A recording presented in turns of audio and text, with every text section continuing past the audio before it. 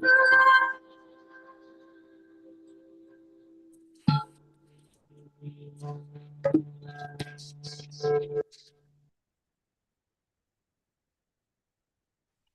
Hey, Lynn. morning. Hey, Lynn and Lori. Deb, I just want to let y'all know I'm here. I'm going to keep my video off because I'm going to exercise. Okay. Okay.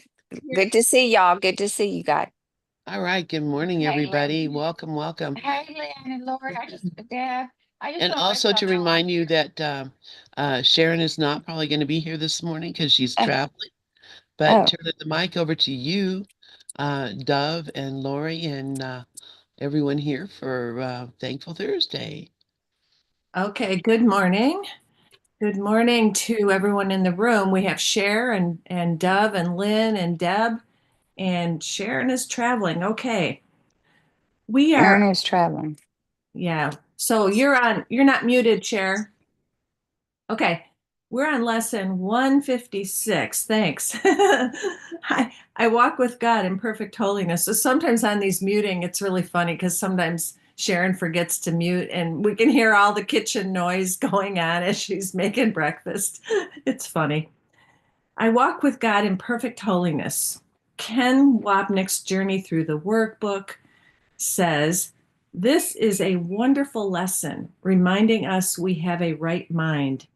Many lessons do not focus on our vigilance against the ego, but focus instead, as this and the next one do, on who we are as God's son. So, good morning, Mickey.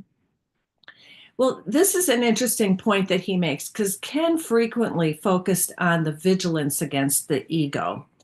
And I could always tell in my course groups or whatever when someone was a student of Ken Wapnick, because they always talked about the vigilance against the ego and the undoing of the ego and the ego's tricks and all of that stuff.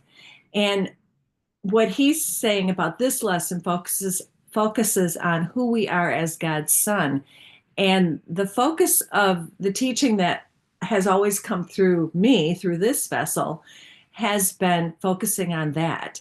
And they're both necessary, of course, because definitely we have to undo the ego that we think we are. But the emphasis that has always been through me has been, who are you? Who are you? Who are you? If you stop focusing on who you think you are and you claim and accept atonement and know who you really are, that is the answer. Because sometimes I think that people can overfocus on undoing the ego and stay stuck in that, is what I've seen. On the flip side, people can also go and say, well, I'm the Holy Son of God, I'm the child of God, I accept atonement for myself, and not deal with their ego. So each side would have its downfalls, as duality does. Duality always presents a downfall on the opposite side, but both are important. So Ken goes on to say, these inspiring lessons thus help remind us of the truth within us and with whom we walk toward that truth. The lesson starts with today's idea, but states the simple truth that makes the thought of sin impossible. It promises there is no cause for guilt, and being causeless, it does not exist. The commentary states, if I walk with God in perfect holiness, I am not separate from him, and thus there can be no sin. Sin gives rise to guilt, which causes the fear that leads to the making of the world as a defense. All such insanity can disappear in an instant, a central theme in A Course in Miracles and the basis of forgiveness. If a thought has no effect, it cannot be a cause. If it is not a cause, it cannot exist. The only way the sin of separation can be real is if it has effects. Therefore, being with God means there is no separation and sin has no effect. It thus does not exist, and the Son of God is forever guiltless. No sin, no guilt. Teaching this is the miracle's role, as the following passage explains. And I love how this journey through the workbook ties the text in to all the lessons. You learn a lot about the text with this journey. What you remember never was. It came from causelessness, which you confused with cause. It can deserve but laughter when you learn you have remembered consequences that were causeless and could never be effects. The miracle reminds you of a cause forever present, perfectly untouched by time and interference, never changed from what it is, and you are its effect, as changeless and as perfect as itself.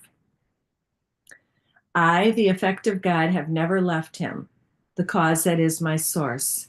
This expression of the atonement principle leads us to the next sentences. So I'll stop there with Ken's workbook journey and make a commentary of my own. I applied this week, or I applied it. It was applied through me. I know that I'm not the doer. I can't do anything. The ego self can't do anything. But through prayer, I was able to have a miracle. I got a miracle this week with the wildfire smoke that is going on. And I've always had lung issues. So since I was 12, had a lot of lung issues, not super, super bad, like not asthma with an inhaler all the time, but allergies, seasonal, if the wood burner stove is on, or if I'm around cats too much and don't wash my hands and touch my eyes and that kind of thing. And occasionally have to use my inhaler.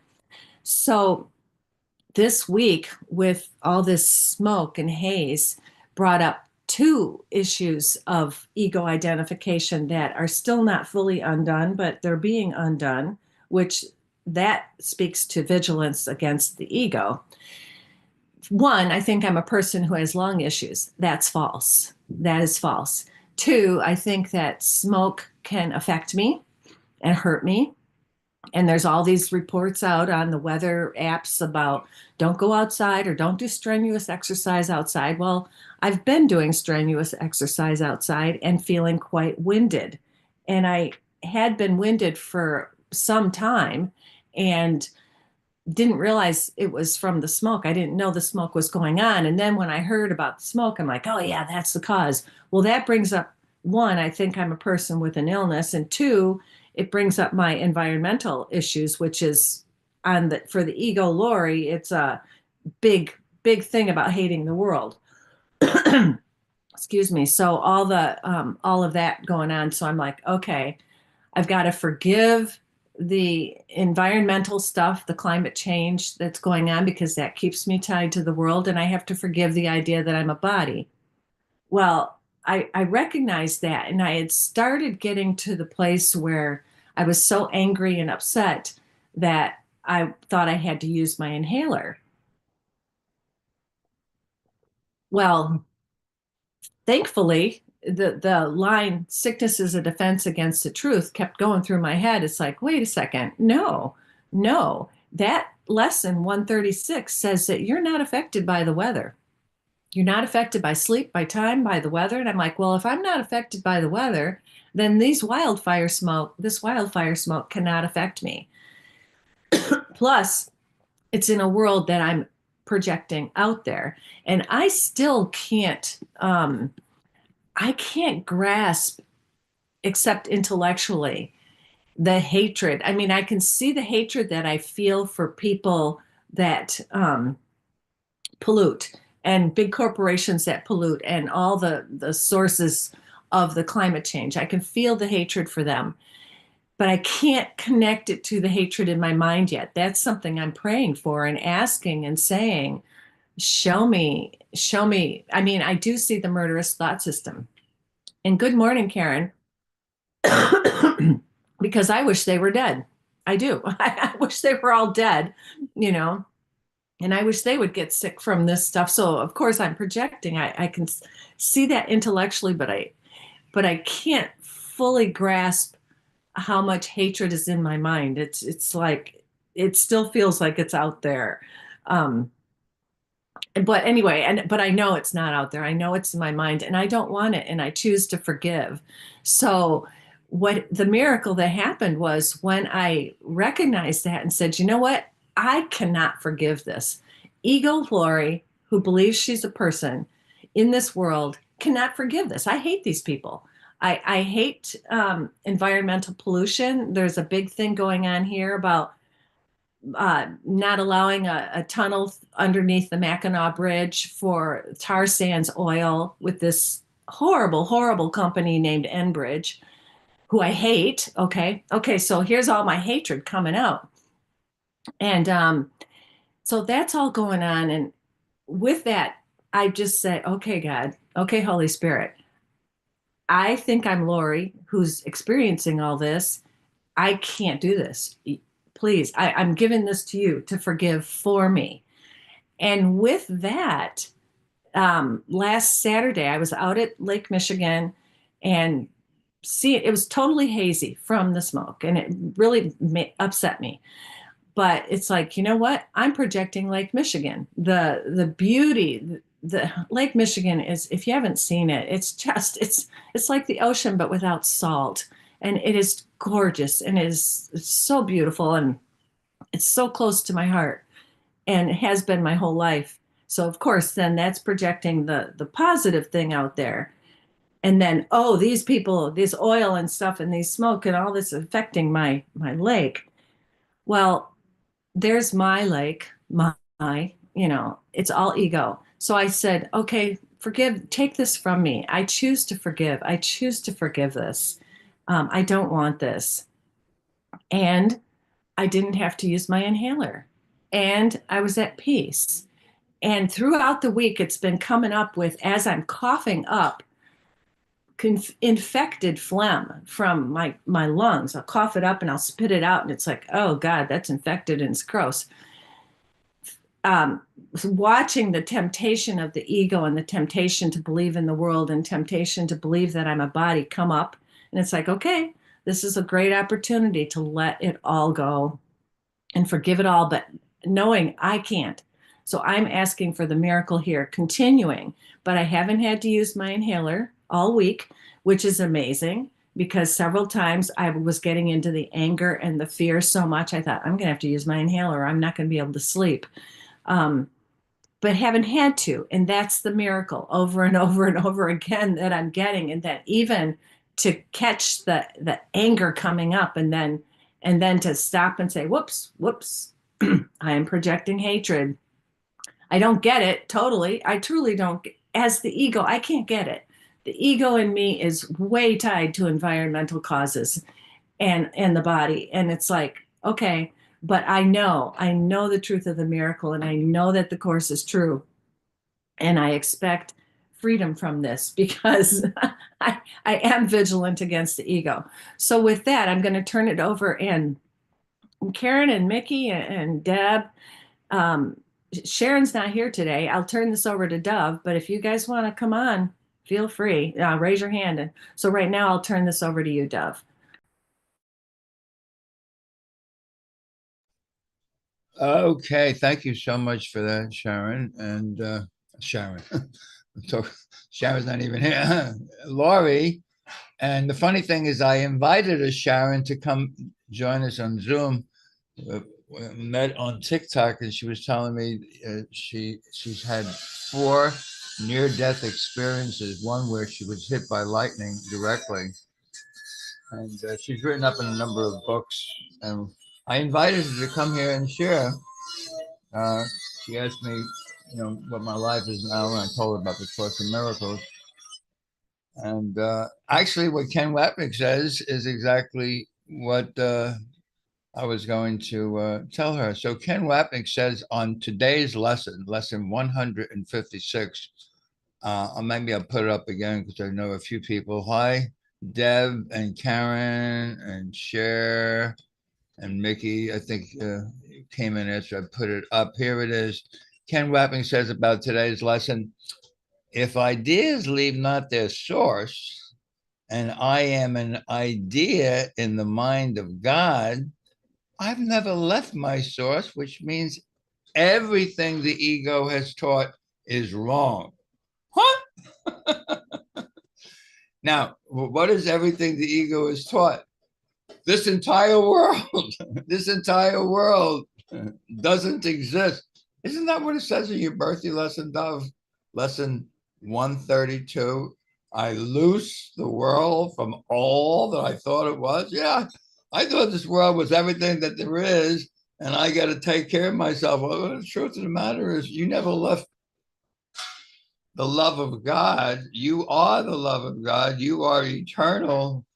And you made a world where death exists. Can you imagine death exists in the eternal? Impossible. That's why they call it the eternal. It's changeless. It always is. It's an isness. Wow. Where does these things come from? I don't know. So I was back to near-death. I had a near-death experience back in 1980. I had just found the Course in Miracles in 77. And before the course, I had done a lot of things. And one of them, I was a follower of Rajneesh, who was an Indian guru, now known as Osho. He's since passed. But in those days, he was a major factor. He actually had a huge, I forgot what they call it, out in Oregon, where hundreds of people used to live with him. Eventually, the state of Oregon evicted him. Those things happen all the time, right? But he had a book called The Book of Secrets, which I had. I put it on the bookshelf like I do with all my books. I really don't read them. And this one time for some reason, took the book off the bookshelf and I opened it up to a thing. It's called The Book of Secrets. And there's a number of things that he has in the book. And I just opened it up to opening the third eye. Can you imagine that? Opening the third eye.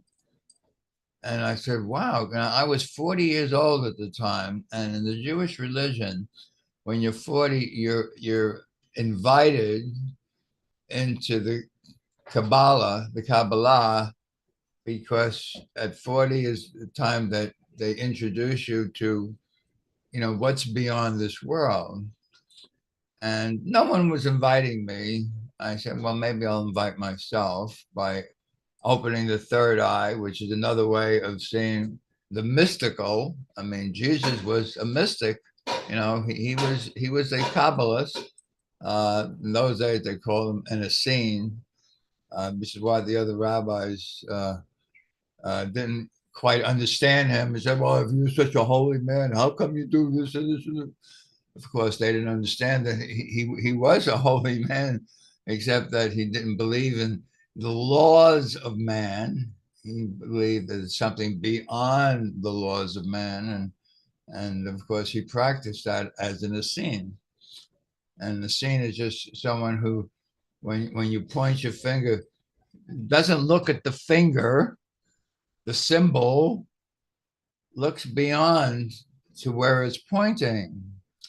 So I had this, I saw this thing, how to open your third eye, and it warns you not to do it if, as a matter of fact, you had any self-destructive thoughts in your mind. Now, when I was 40, I had a lot of self-destructive thoughts in my mind, but I figured, I prepared myself. I had my spiritual awakening when I was 32. I did S when I was 35, and I found the Course in Miracles when I was 37. And I was really flying. I'm saying, maybe I can do it, and it won't mean anything.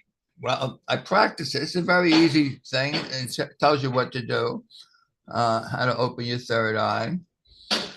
Except after I did the process, I had this headache. Oh my God! Oh, the worst headache you could ever imagine. It wouldn't go. I mean, this is way beyond Excedrin or anything in those days. Nothing would end the headache. Nothing. And I was lying down on bed.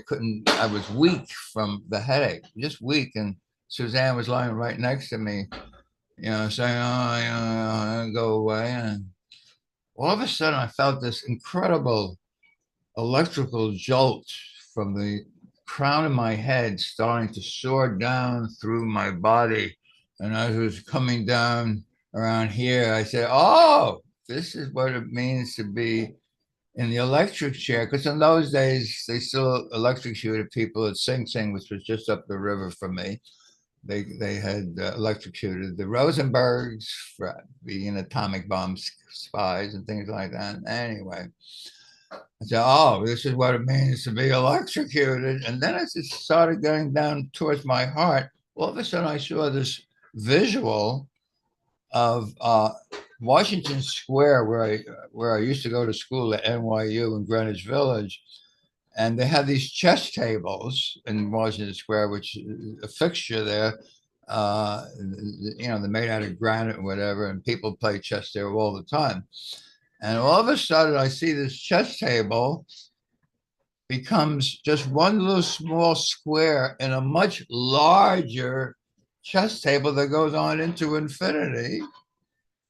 Then all of a sudden, I'm out of my body. I'm at the top of the room, peacefully looking around, and I look down. I see my body lying there next to Suzanne, but I don't have the usual stuff like, oh my God, I must have died. None of that came up. Just very peaceful, just looking around, kind of inquiring, looking around. And I don't know how long that was. It could have been a minute. It could have been 2 minutes. I have no idea. There was no time. And all of a sudden I hear this voice, with Suzanne's voice, speak to me. Did you put a quarter in the meter? Because my car was parked. We lived in Manhattan in those days. My car was parked on First Avenue. You had to put a quarter in the meter, like every hour or something like that. And instantly, I was back in my body. Instantly, I was back in my body. The pain was gone, feeling really great. No pain. And even if you look at what she said to me, when you put a quarter in the meter, what you're doing is buying time, buying more time. And I guess I bought some more time. Here I am 45 years later. And the only reason I tell that story is I met this woman. Her name is Sharon too. So when I heard Lynn say that Sharon's not going to be here, I said, oh, I invited another Sharon. I told them she can come maybe tell her story of her near-death experiences, which has been written up in a number of places. That's all. If anyone wants to share anything, Karen, Mickey, Debbie, Miss Cher is not here. Yes, Karen, go ahead. Thanks, Dove. Thanks, Lorri. I was going to say Sharon again. I love what you both shared, and it's funny how you came back because of the idea of being attached to time, and it was Suzanne's voice that you heard. So you were still attached to Suzanne too, And I think that that's what I never had a near-death experience that I can recall.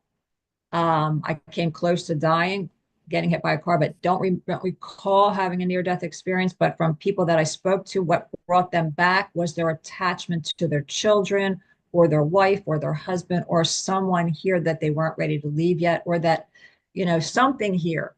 So obviously it wasn't your time. And I think it's interesting. I always was kind of mad that I didn't have one. I always wished I would have had a near-death experience, and I don't recall.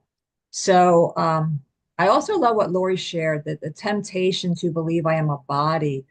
And, it reminds me of where in Choose Once Again in chapter 31, the very first paragraph, the very first sentence, he says, temptation has one lesson it would teach in all its forms. Wherever it occurs, it would persuade the Holy Son of God he is a body. So this is I think the hardest thing to overcome here, to surmount here, as the Course says. So I think that's great. Lorri, you were able to overcome for that instant, and also like with the attachment to the world, the attachment to Lake Michigan and things that we take seriously. Like I was just actually reading lesson 127 this morning, and lesson 127 is there is no love with the gods. And he actually tells us in here that the world that seems to hold you prisoner can be escaped by anyone who does not hold it dear. So as long as we hold this world dear and have these attachments to things, it's going to be a prison. It's a prison or a classroom, as Ken teaches. And I have noticed for myself, whenever I believe I am this body, I am attached to this body very much still, and I'd be the first to admit it. But this is where my pain is caused. This is where my suffering is caused. And I've learned that I don't have to suffer it. That's the good news. I don't have to suffer it. But I love what Lorri shared, because I think we all go through it. We all go through it. And today's lesson, I walk with God in perfect holiness, just reminds me that no matter what's happening, even if I heard Lorri sharing earlier about, and she said they're both necessary, whether you're a Ken Wapnick student and you're always looking at the ego and always looking at the undoing and seeing how, I am still attached to this or attached to that, or you're more focusing on I am not a body, I am free, I am as God created me. Either one is perfect. Everyone's unfoldment is perfect. And that's what this lesson reminds me of. When I walk with God in perfect holiness, everything is perfect. I accept all things exactly as they are. My body, Lake Michigan, anything that's happening. And it's not easy because physically I'm going through some shit right now. My knee replacement is not doing well, and it's like I'm seeing my doctor tomorrow, and it's like I'm experiencing the same things I experienced before the surgery. Like I'm having the swelling, I'm having the pain. I'm like, what did I even get this for? I went through all this for what? And I'm starting to really get a little angry over it, and frustrated. But then I have to bring it back. It's constant forgiveness. It's a constant forgiveness opportunity to bring it back that I am not this body, and I don't have to have that attachment to it, or I will be a prisoner. So this is a constant, everyday thing for me, Lorri. So I'm glad you brought it up because I could totally relate. But it's the temptation to believe that I am this body, and I'm willing to see it differently. That's the good news. I'm willing to see this differently, and forgiveness is the answer. So I walk with God in perfect holiness today, and I'm grateful to be here. I'm going to turn it over to Lorri. Thanks, Karen. That was great. And I'm so glad you're here. I have missed you. And I really appreciate how you tie things together and cite different areas in the course to tie them together. And the thing, when you were talking about your knee replacements not doing well, I had this flash of anger, just anger and then feeling bad for you because I hold you dear and I hold Lake Michigan dear and I hold a lot of things dear. And the thing is that if I'm holding you dear like that and I'm seeing you as a body, I'm actually attacking you instead of knowing, wait a minute, Karen is the holy child of Christ. She is the Christ. It's like, we're not these bodies. And I don't want to do that to you. I don't want to attack you. So holding the truth about you is the best way we can look at these things. And I appreciate what you were saying about lesson 127, because that lesson really pretty much slapped me in the face when I first read it. I was like, oh, no, no, no. My twin flame soulmate relationship is the best and is way better than other loves in this world. I was totally offended by that lesson. And now it's so wonderful because I love that lesson and I apply it to even love romantic relationships, because I get that every man I've ever been with is the same man.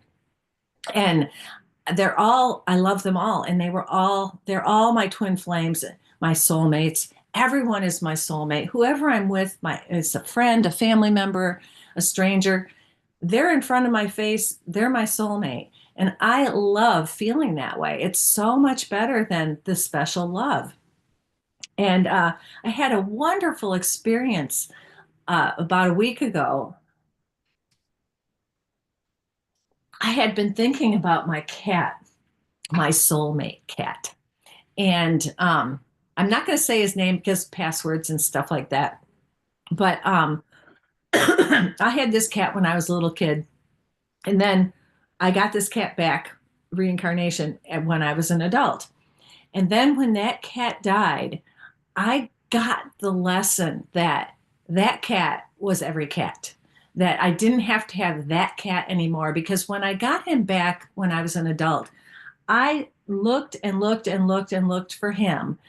I went through like 150 cats, and I said, I will know him when I see him. And I did. I knew him when I didn't even have to see him. I just knew when someone said, this is the cat. I'm like, that's him. I know it.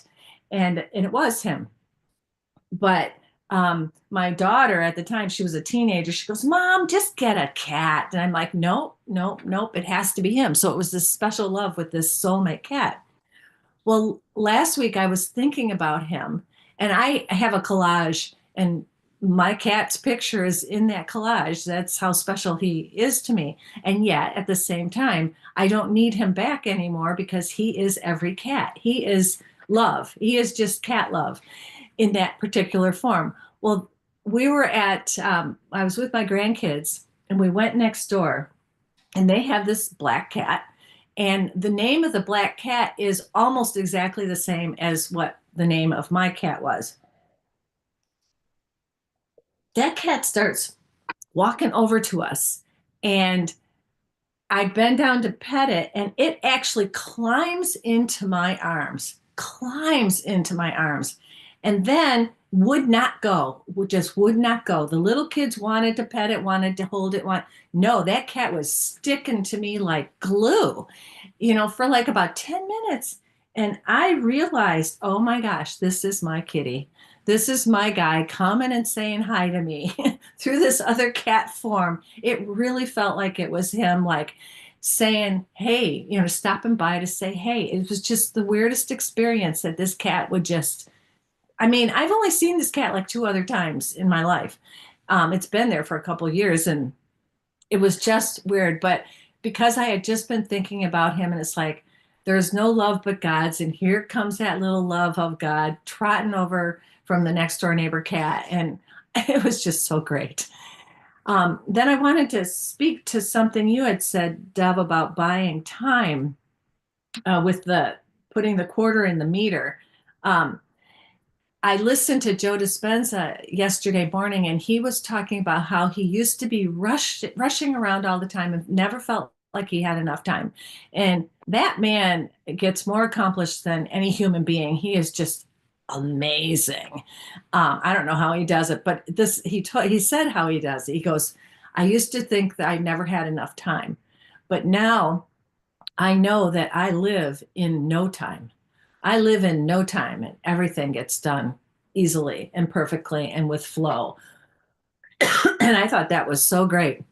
I live in no time, because I've worked with that thing about time a lot too, and am a lot better than I used to be. I used to be a workaholic, but I still get behind the 8 ball and think I'm late. I'm running late. I got to rush. And I don't like that feeling. And so I like this. I live in no time. I'm going to keep saying that. So I also wanted to turn this back over to you, Deb, and ask the question of, was that a near-death experience? Or, and thanks for the hearts, Karen, or was that an out-of-body experience? Because near-death experiences, they often will see the light, and they'll say, someone says it's not your time yet, you got to go back. They don't want to come back. But an out-of-body experience is often where you're floating above your body and you see it. But I don't know, maybe you did die from that electrical jolt or whatever. So I'm going to turn this back over to you, Dov. Okay, as long as you're saying it in those terms, I guess it is an out of the body experience. No one ever talked about out of the body. I never heard of. I heard, but there was volumes on near death experience, so I figured that mine was near death. you're right. It was just an out of the body.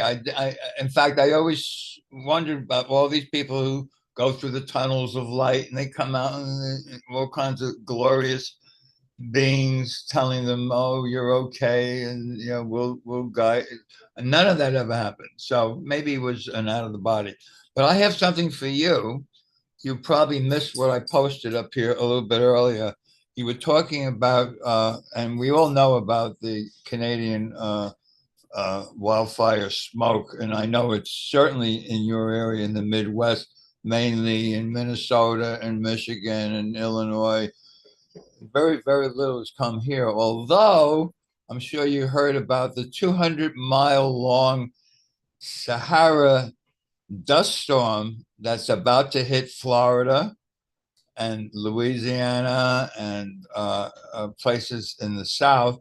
And as usual, as all hurricanes, they come north. So we'll see what that's about. It's supposed to hit this weekend. So we'll see what that's about. But I was when you were talking about you use your air thing, whatever it is, there's a product on the market, and I just found out about it recently from listening to Kevin O'Leary, who's Mr. Wonderful on Shark Tank, and I know that Miss Cher loves watching Shark Tank. So I put up the picture of this product called Boost, which is an oxygen breather.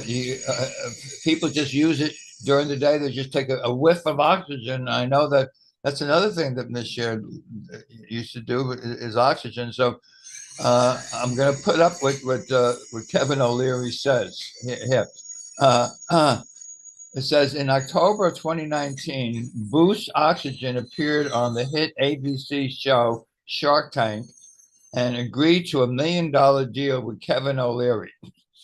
After the appearance, O'Leary was not only impressed with the growth and popularity of Boost Oxygen, but he also enjoyed using the product. O'Leary regularly does television and online media appearances from his homes in Miami and Toronto, and Boost Oxygen canisters are almost always seen nearby on his workspace. Okay, so if you haven't seen, I think I have a picture of that whole thing. Yeah, this is Kevin O'Leary, if you're familiar with Shark Tank, Mr. Wonderful, of course. And this Boost just gives you oxygen. Now, the reason I found it amazing is when I saw the original article on this, it says this is the only product, or maybe one of the few products, that all four of the people that are the beneficiaries, the people that lend money or give money, all four invested in this. And that's very rare. I watch a lot of Shark Tank, and I've never seen all four want to invest. All four invested in Boost. That's what kind of alerted me to read more on it. Believe it or not, I haven't gotten my first canister. I just found out about this about a week ago. So on my next trip to Walgreens, although I found you can buy it, you can buy it online. In fact, they give you a 15% discount online. You just look up, and they sell it direct. You don't have to buy it in a drugstore. So I'm mentioning that as if there is smoke in the air and you want to fill your lungs with something like pure oxygen, this is it.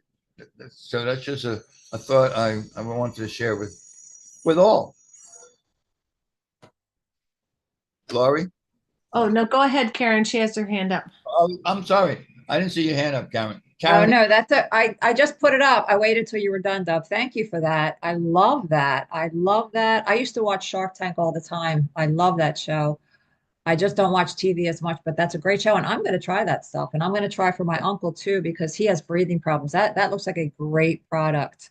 So thank you for that. I did not know about that. I wanted to comment on what Lorri shared about living in no time. I love that, Lorri. And that reminds me of, living in no time. It reminds me of being in the holy instant, being in the present moment, having that present trust. You know, that quote that Dove always says, that trust would settle every problem now. knowing that there's only right now, when we remember that there is no time, really, it's only right now. And infinite patience produces immediate effects, and it exchanges time for eternity. And this is such a great concept in the course, because it teaches us that there not only is there no time, but we don't delay. We don't delay listening to the Holy Spirit, because we're only in the present moment, and that's where the Holy Spirit lives. So I just wanted to go to patience, because I think that's great, Lorri. And I try to practice that. And my daughter is my greatest teacher for patience. She really is. And I've been learning many more, I've been having many more opportunities to practice patience with her. But here he says that patience is the eighth characteristic of God's teacher. And those who are certain of the outcome can afford to wait, and wait without anxiety. Patience is natural to the teacher of God. All he sees is certain outcome at a time perhaps unknown to him as yet, but not in doubt. So this is the trust that Dove always talks about. This is trusting and knowing that the outcome is as certain as God. Everything's perfect now. You know, the whole course is teaching us the atonement principle. The separation never happened. I never separated from God. If I never separated from God, that I am safe and I am secure, whether there's, smoke, whether there's a bum knee, whether I can't walk, whether no matter what it is, I am safe, I am perfect, and I can always change my mind. And I love that you shared that, because that is a huge practice for me. And that's something that I work on like all the time. So thank you. Thank you. Thanks, Karen. That was really good. And that patience, knowing that there's a certain outcome and being in the present moment. I've had this experience with this man that I've been attracted to at church. And, it was interesting because I would love to have a relationship, but I don't need one. And since relationships have always been my biggest hook, ego hook, it's very interesting because he and I had this real spark, and we both felt it. And then he goes, oops, he goes, I'm not ready for a relationship. He goes, I don't want to lead you on and then pull back on you. And so I'm going, okay, well then what is this about that he's not ready for a relationship? And it was like the same old, here it goes again. Here's this guy that's just not ready, just not available. And it could be so good. And in the past, I would always project onto the men. And I knew that it was like, no projection going on here. I can know there. I've somehow made up this image again. This is just the same man over and over again, that he's unavailable. And what is this about for me? Well, I did do that. I was like, this is about me getting into the present moment. And if it's meant to be with him, I can be patient. But the outcome that is certain is my own love and joy and peace in myself.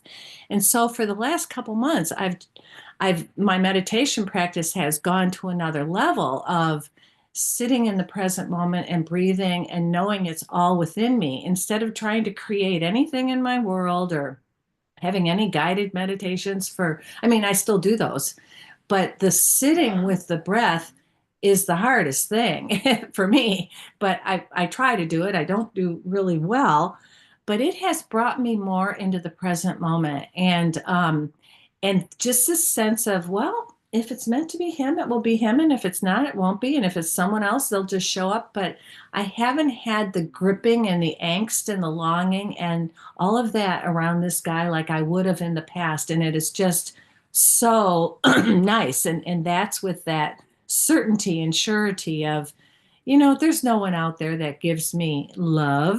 It's like I am the love. And that has gotten really solid within me of being, my joy is in the present moment with God. That's the only place it ever is. And it's not based on any external person or circumstance. And I love that. And so I wanted to thank you for that oxygen boost thing, Dove. I had not heard of it, and I will get some.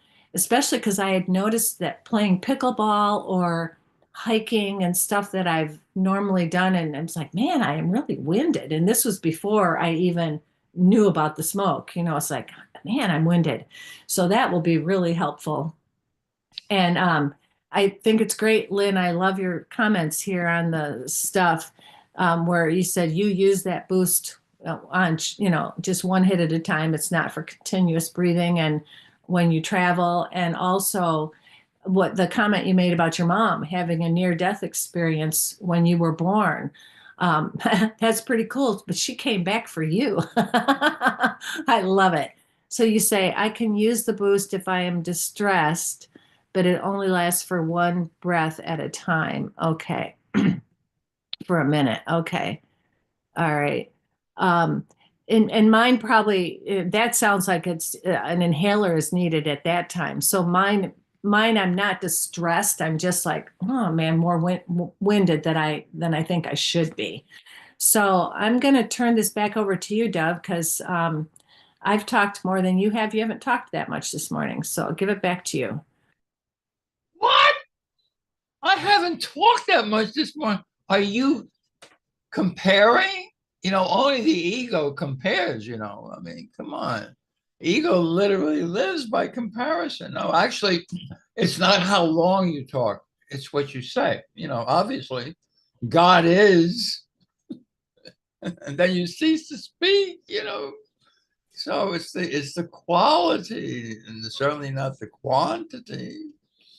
Yeah, it comes from one of my lessons, lesson 133, which is my leap year birthday lesson, right after 132, which is my regular birthday lesson. But I was born in a leap year, 1940, so I take 133 as my birthday lesson, and that's one of the most valuable lessons you can ever find in the entire course. And I'm saying that knowing pretty much what the lessons are saying, but this one, says, what do you really value? And if you look at the word purpose, and if you're a Ken Wapnick person, that only purpose has meaning.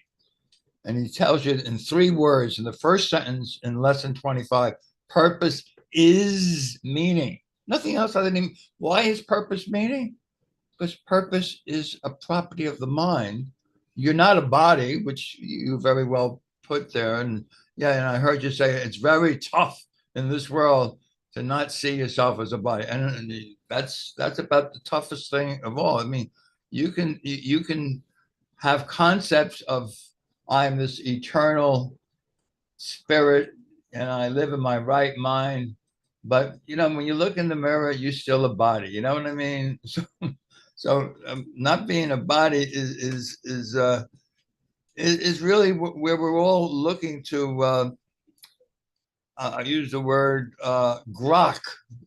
When you grok something, you totally understand it. Like in the Course in Miracles, under the totality of the kingdom, which I highly recommend, chapter 7, section 7, one of the really great sections of the Course. That's the one that says, every brother is worthy of your gratitude, of your appreciation, of your honor. Because the whole thing is, if you deny your brother his blessing, you just denied yourself. And this whole world is a matter of, we have denied the love of God. And he says, hey, denial is not like a small thing, like a river running through Egypt. Denial, you know what I mean? Denial in the mind of the Son of God is as powerful as love itself. So even though love is real, the Son of God can deny the love of God. But as you get towards the end of chapter 7, section 7, there's a wonderful statement that you can gloss over. This is what it says. He's really talking to the Son of God who thinks he's an ego like a body. And this is what he said. If you want to understand totally, because the ego is always into understanding. Well, I want to understand this. I don't understand it yet. If you want to understand totally, you must understand totality. Ooh, what's totality? I mean, I never even heard that word before. Well, totality is when you have a quote understanding that none of this is real. And you can laugh, you can smile and laugh when? No. I want to take it more seriously because, this whole thing on trust and, and trust could settle everything. I don't know how that happens, but maybe one day I'll understand it. No, you're never going to understand trust, ever. Trust is when you give everything up. You're not holding on to anything.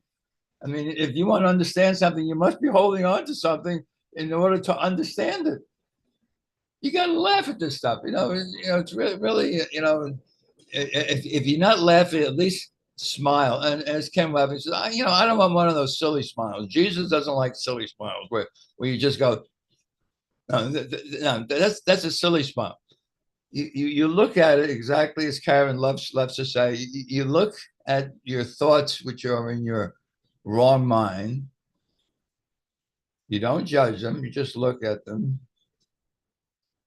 until you have this inner smile and you realize how crazy and insane those thoughts are.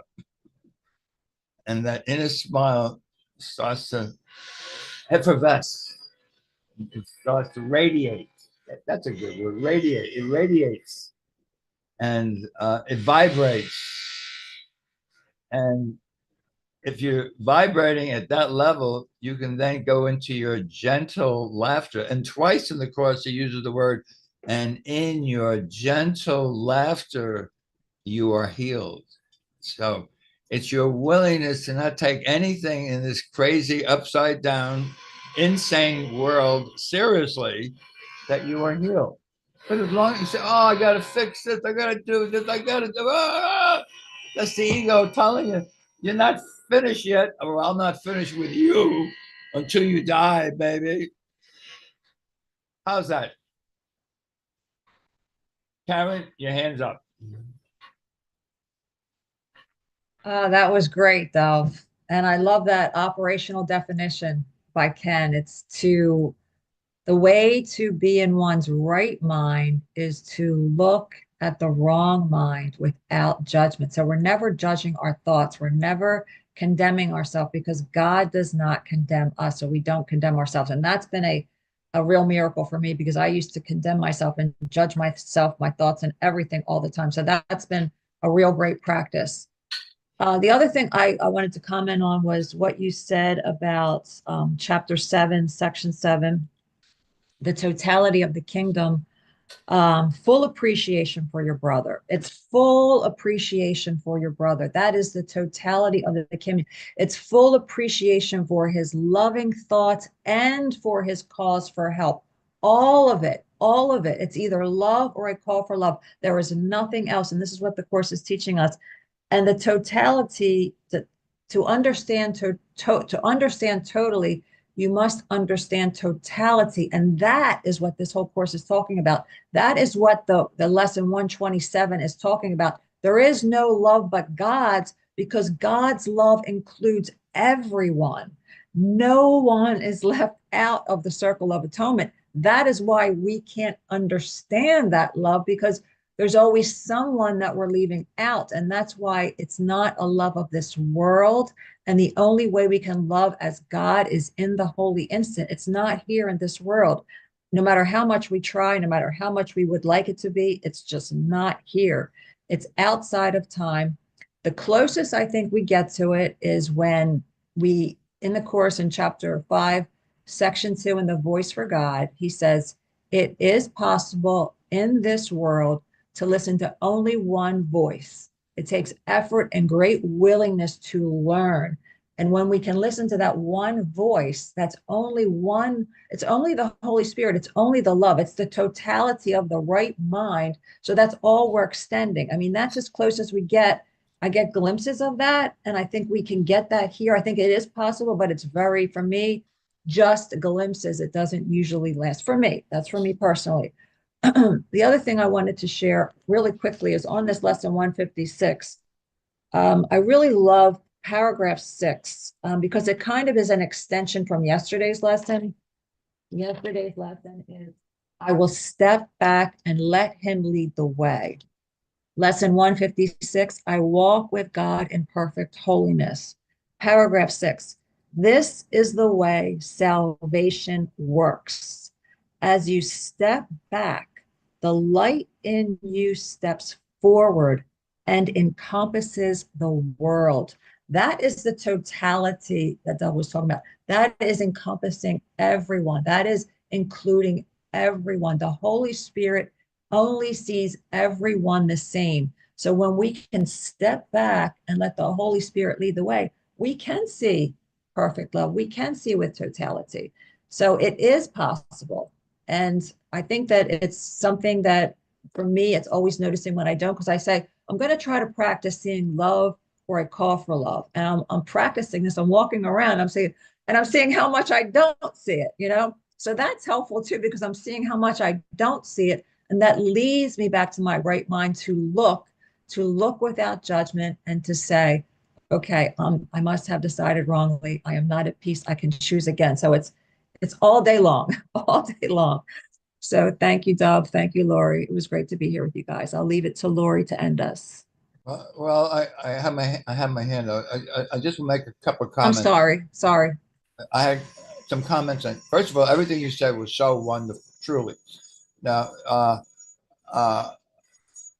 the idea of stepping back, I didn't realize he said it in 156, but he says the same thing in 155. I mean, 155 is let me step back and let him lead the way. So you're now saying it's also in 156. And you know, there's another lesson. I gladly take second place to gain first. So he's telling you that, and obviously, what is it that has to step back? Does anyone? Obviously, the ego is the one that's always out in front. And why is the ego out in front? It just came to me because it wants to defend itself. It knows that something outside of it is going to attack it. It lives in fear. So it's always there to defend. You know, I got my dukes up. You know, I know you're going to say something to me that I don't like, so I'm going to just punch you right back. You know, like the Karate Kid who's now coming back and doing another new. I'm the Karate Kid, right? I'm going to slash you. No, I'm going to step back because I am not the Karate Kid. I'm the Son of God. I'm whole and perfect and abundant. I already have everything, but I need the light in me to step forward to actually be. Now, you put something up in the chat, which is very important. I've seen you do that many times before, and I'm reading it. I just put it up there before. Seek not outside yourself. Very important. Seek not outside yourself. You will weep. You will cry. You will be so pissed and mad each time an idol falls. Why is that? Because only the ego is seeking outside of itself. Only the ego thinks there's something out. There's nothing outside of you. He tells you this is what you must ultimately learn. There's nothing outside of you. Why you keep looking outside of you? Oh, the eyes look out. Well, the eyes belong to the ego. Remember? You're trying to let go of the ego, not have more of the ego. So thank you very much for putting that thing up, seek not outside yourself. I'll put that up just one more time. Here it is for everyone to see. Seek not outside yourself. You will weep and cry every time an idol falls. Lorri, I'll turn it over to you. Thank you. Okay, just a few minutes left, and I want to say hi to Glorian and hi to Zulma. And again, I'll be leaving right after this because Thursday's a pickleball day. So yeah, you guys said such great stuff about the totality of the kingdom. And again, like you said, Karen, we can't do that here. In bodies, the whole thing about bodies is designed to be separate, and bodies compete for resources. So the only way is knowing that we are not the body, knowing we are not in this world, and that constant reminder of, no, I think I'm a body, I think I'm here, but no, that is not the truth. And good morning, Carrie, welcome. On lesson 156, the 12 great rays, which is Ellie Kennedy, Cam Kennedy, I don't know if they're still together. They were at the Endeavor Academy. they have this beautiful song on lesson 156. And I just love it. I have their yeah, you say they are married. Yeah, I know they're married. Um oh, you queued the song up. So let me just let go so you can play that song, because that song is beautiful.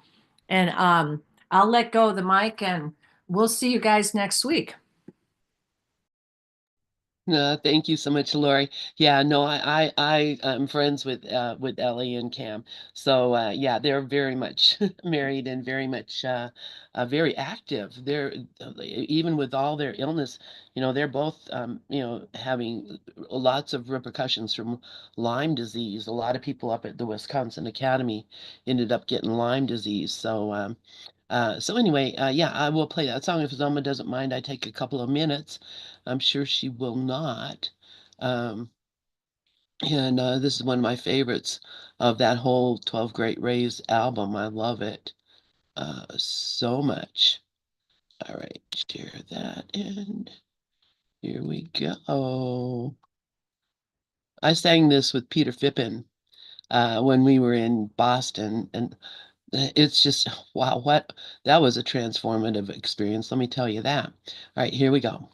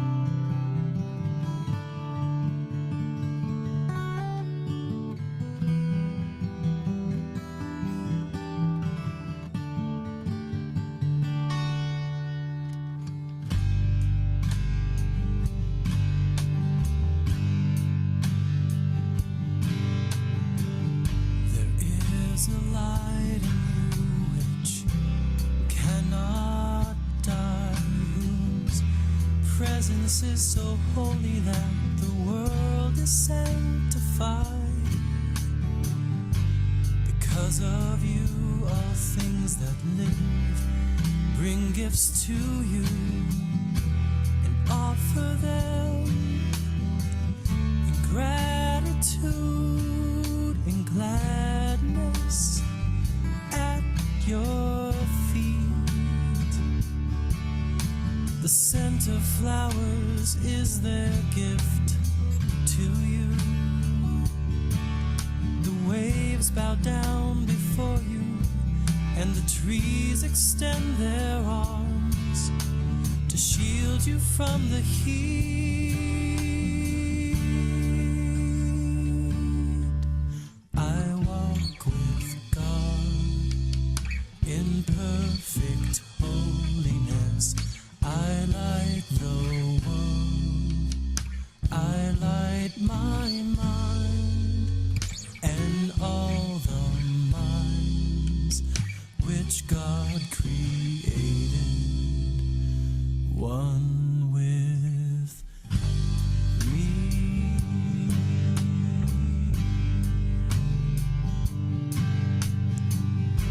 The light in you is what the universe longs to behold.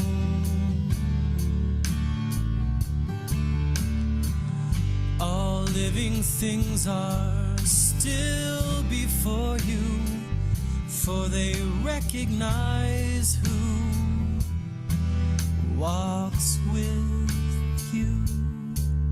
As you step back, the light in you steps forward and encompasses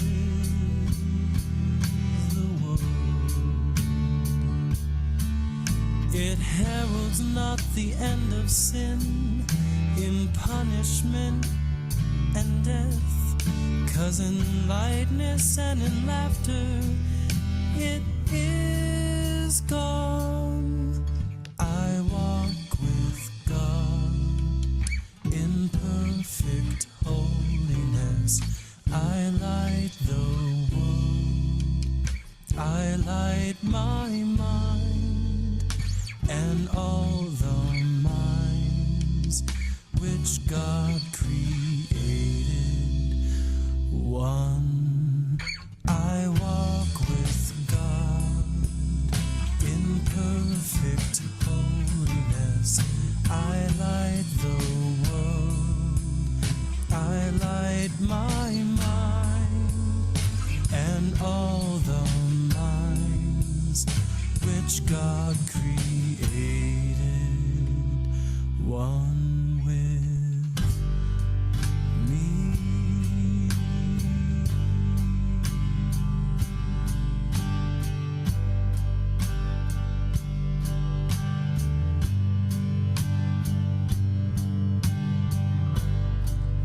Who walks with me? Who walks with me? Yeah, yeah. Who walks with me? Who walks with me? Who walks with me? Who walks with me? Yeah. Who walks with me? Who walks with me? This question should be asked 1,000 times a day. The certainty has ended doubt of me. This question should be